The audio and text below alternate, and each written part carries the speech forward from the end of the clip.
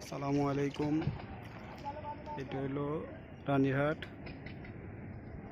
রানীরহাটের এখনও পানির এই অবস্থা, গলার পরিমাণ পানি। আমরা রুইটিয়া যেতেছি আমার বোনের বাসায়। এখনো পর্যন্ত রানীরহাটের অবস্থা খুবই ভয়াবহ। বিভিন্ন জন ট্রলারের মাধ্যমে সাহায্য সহযোগিতা করতেছে, আবার প্যাসেঞ্জার টানতেছে।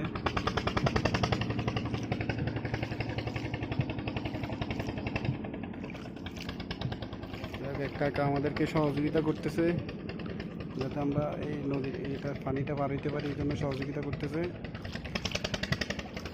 কাকাকে অসংখ্য ধন্যবাদ কাকাকে, আমাদেরকে এটা পার করে দিছে।